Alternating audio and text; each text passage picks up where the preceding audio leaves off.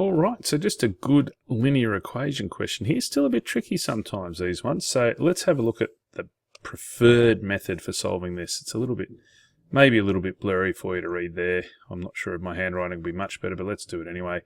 2/3 minus 3x divided by 4 equals 1/2 2x take 1. Now my advice with all of these questions, I've got x's in the top, on the left and the right. It's a bit annoying, and I've got lots of fractions. Let's find the number that 2, 3 and 4 all go into, and of course that number is 12. And what I'm going to do is multiply through by the common denominator of 12.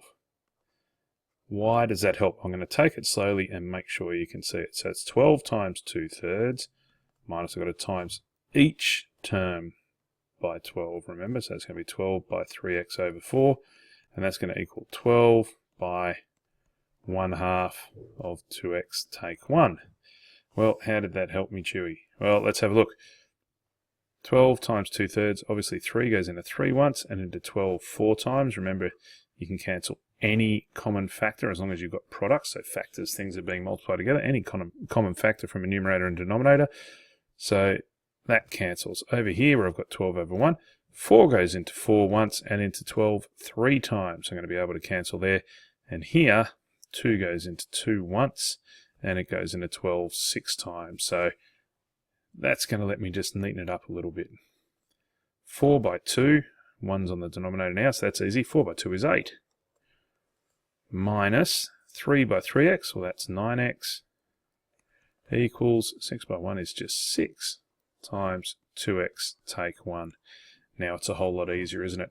We knew we were going to get rid of the denominators because I made sure I took a number that would cancel with all of them.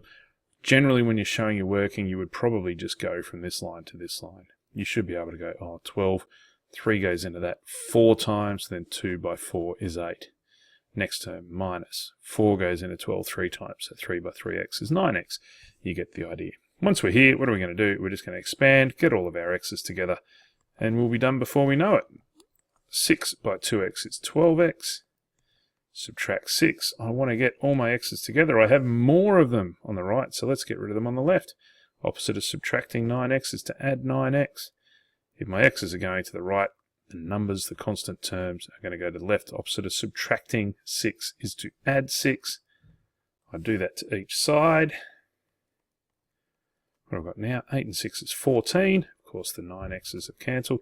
12x plus 9x equals 21x.